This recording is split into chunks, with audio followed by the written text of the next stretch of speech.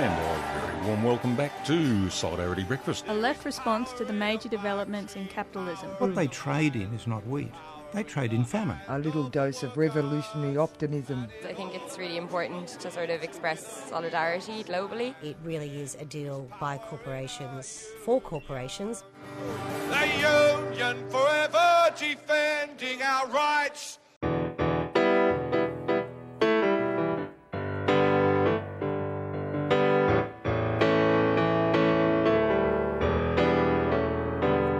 You better listen, my brother, 'cause if you do, you can hear their voices still calling from across the years. Dear friends, welcome to the Labour Radio Podcast Network series highlighting the work of our members. The growing network of over 80 shows in 5 countries serves as a one-stop shop for audiences looking for Labour content and as a resource for Labour broadcasters, podcasters, and content producers. My name is Evan Papp, and I produce Empathy Media Lab's podcast on labor, political economy, arts, and culture, and we're a proud member of the Labour Radio Podcast Network.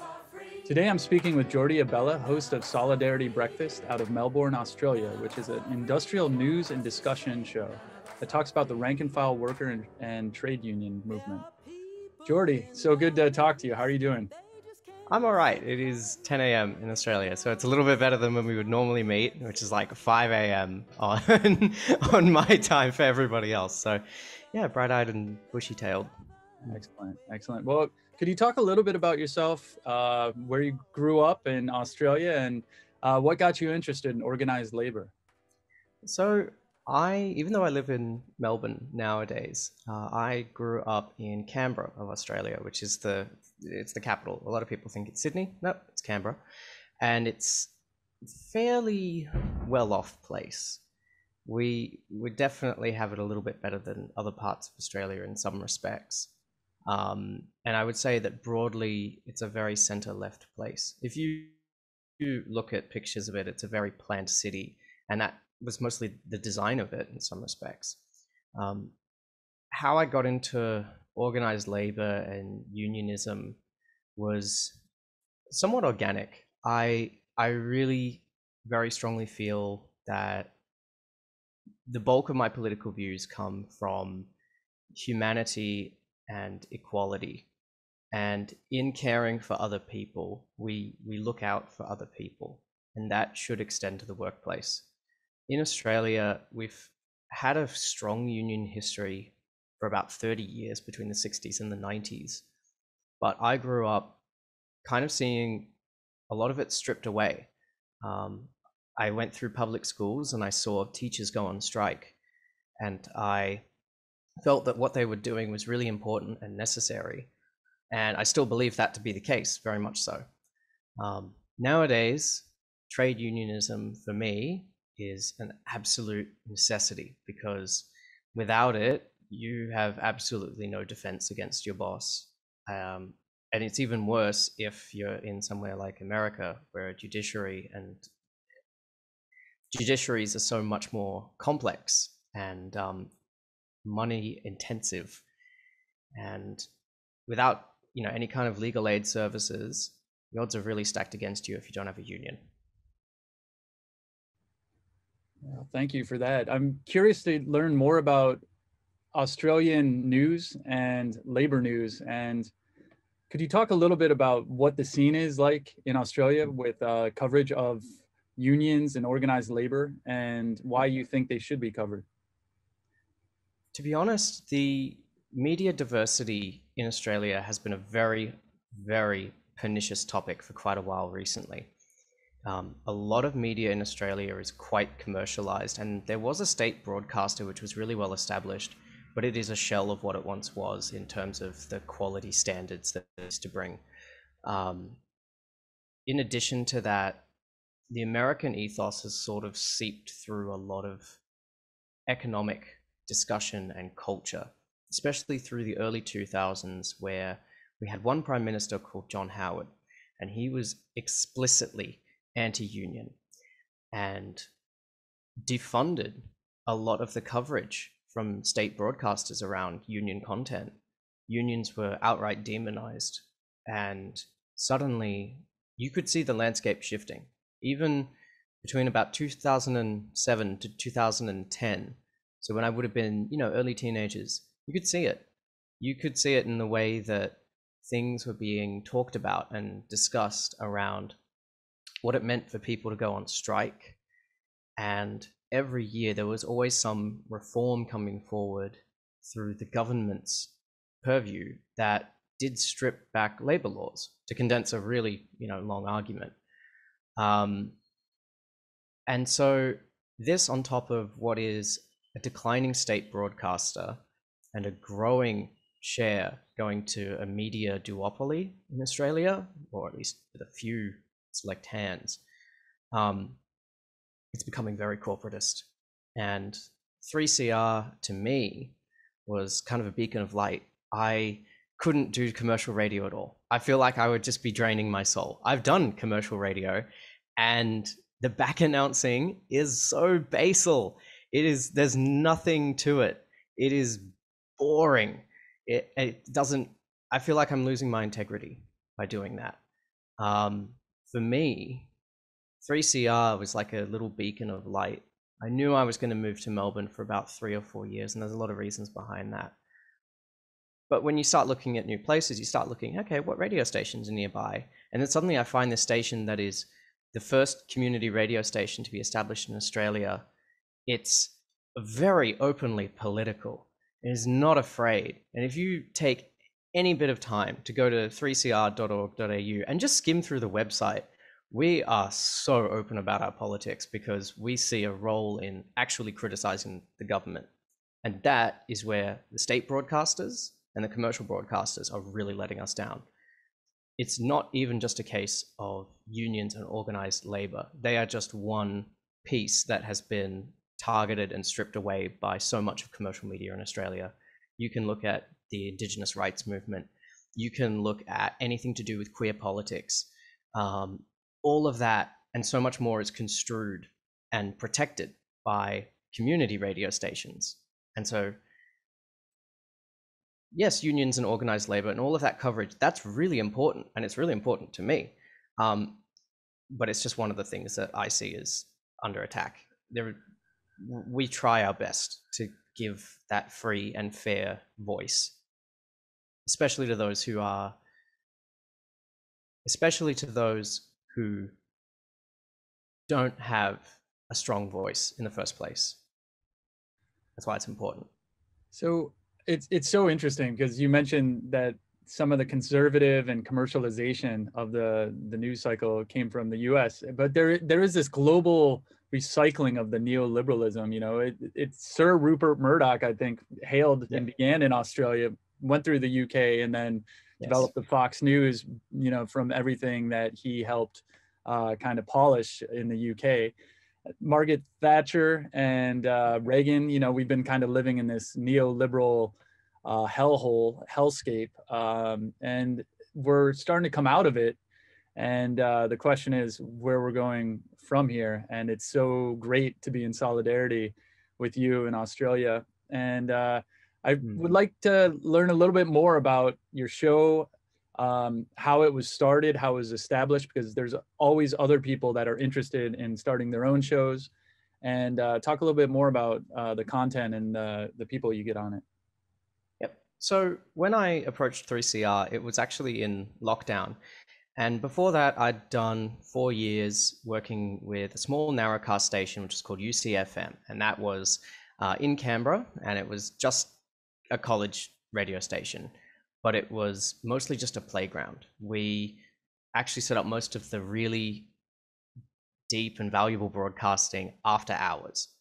Through the daytime, it was just a rotation of music, and you'd almost have nobody on. But I did that for 4 years, and I was doing lots of different aspects of it. When I started, I just had the passion for presenting, but then I was suddenly building transmitters. I was setting up web servers. I was being an acting general manager on days where people couldn't come in. I was training volunteers. So when I approached 3CR, I put my hand up and I said, hi, I'm skilled, I'm young, I'll happily volunteer my labor. You guys are awesome. Just show me where I can do the most good. And that ended up being Solidarity Breakfast, which was a show that I had an immense respect and honor for, because that, in tandem with another show called Stick Together, is single-handedly the source of union news in Australia, both in a monopolistic sense and in a sense of it having prestige. Because this community radio station has been around since the 70s. And Solidarity Breakfast, I believe, came about as a reform of a Saturday breakfast program. It was more of a focus deliberately to cover union content, which had always been on the station, but more of a voice needed to be heard. That was the committee's decision on that front. So I didn't necessarily start the show. I just put my hand up and I got plonked in with it. But it is a great honor because it's about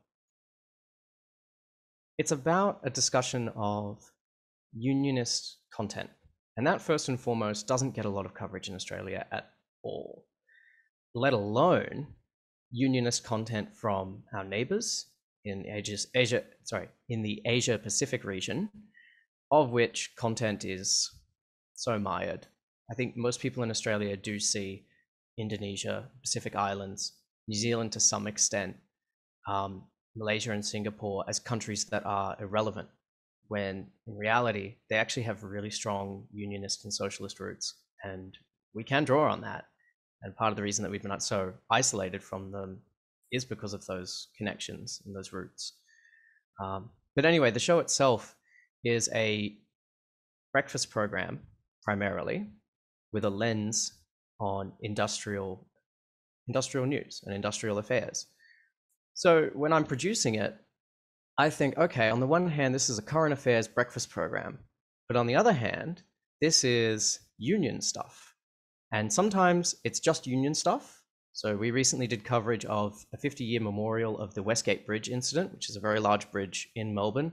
It collapsed and killed quite a few workers on site, and it was known for having some very dodgy practices. So there was an event that was held that's totally in the industrial sphere. But we also look at current affairs stuff. So when I was covering the GameStop saga, I tried to bring in some unionist discussion around what that actually means and the implications of it. Because this was something that was happening in the American market space. And the American market has some different functions to the Australian market, but our stock exchanges are very similar in terms of design. And the Australian stock exchange, a lot of people don't actually understand how it works because they just see Wall Street and they think, okay, that's the standard.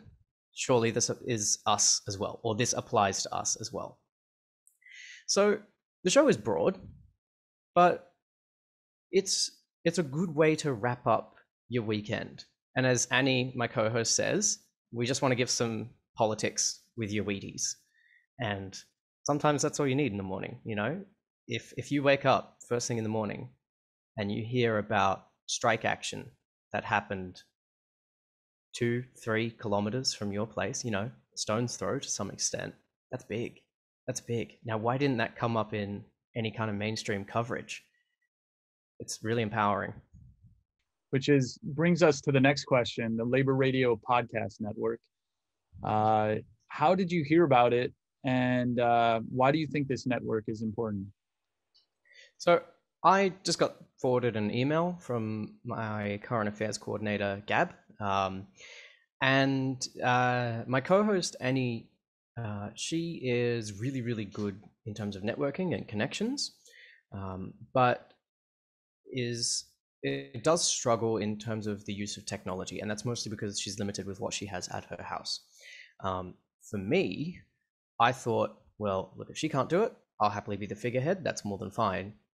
And then I did receive a follow-up email from Gab, essentially saying, look, you're probably going to be representing the station at this point. Are you going to be okay with that? And I said, oh yeah, that's actually really exciting. And I see value in it as an Australian because on the one hand, it gives content to America about what Australia is doing right and wrong differently, because we are fairly close in terms of how we operate. And as Australia moves more towards a heavier capitalist bent and away from a mixed market economy, yeah, we're going to have a lot more in common. What are we doing right? What are we doing wrong? Where's opportunities that we can actually work with each other in solidarity as well? What movements do we need to keep an eye out on if there are developing stories coming? I see all of the content that America produces as an important reminder of what we should be defending. And the US broadly has sunk its labor laws so pro-employer that it really has created such a heavy stigma around trade unionism and being members of unions, although very necessary. And there's plenty of people in unions out there. We're slowly reaching that point. We really, really are. And we're not that far off.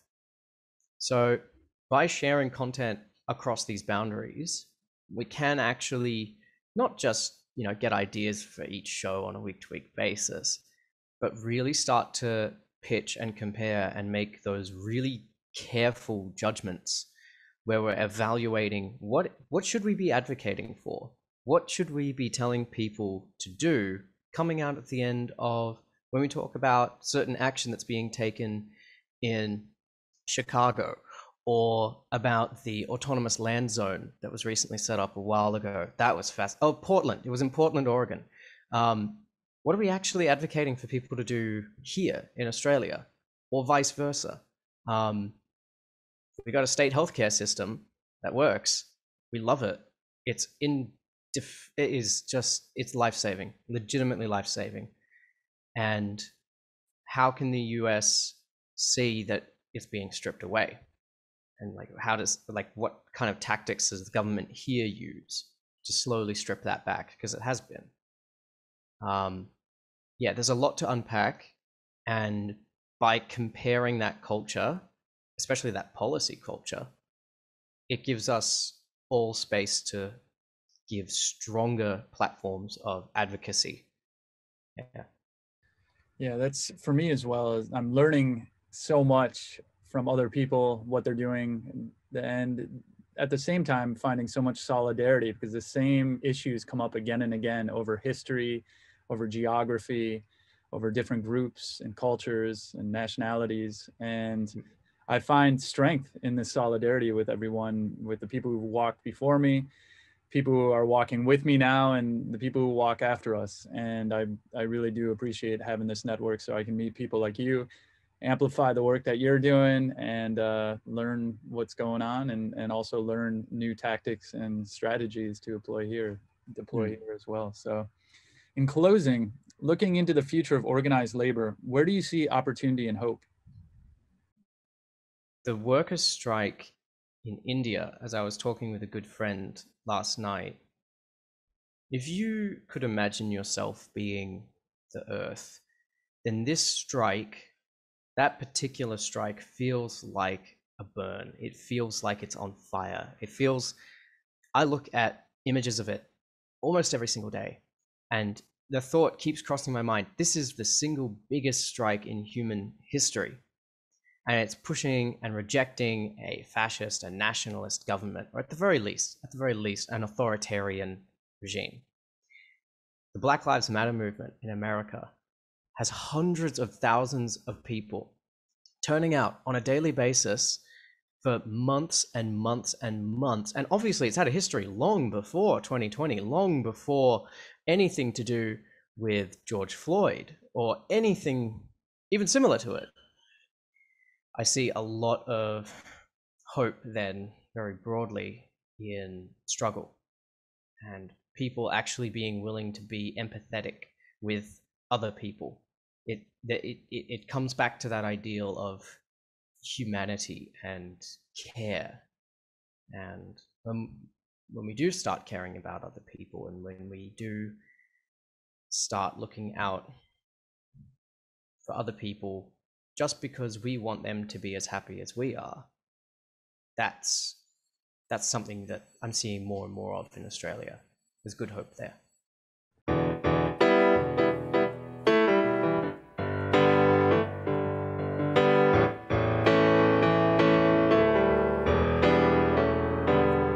You better listen, my brother, 'cause if you do, you can hear there are voices still calling from across the years. And they're crying across the ocean, they're crying across the land, and they will until we all come to understand. None of us are free, none of us are free, none of us are free, if one of us is chained, none of us are free. None of us are free, none of us are free, none of us are free, if one of us is chained, none of us are free. There are people in darkness, they just can't see the light. If we don't say it's wrong, then that says it's right. We got to feel for each other, let our brothers know we're here. Got to get the message, send it out all loud and clear. None of us are free, none of us are free, none of us are free, if one of us is chained, none of us are free. It's the single truth we all need to see. None of us are free, if one of us is chained, none of us are free. Well, I swear to you, salvation isn't very hard to find. None of us can find it on our own. We got to join together.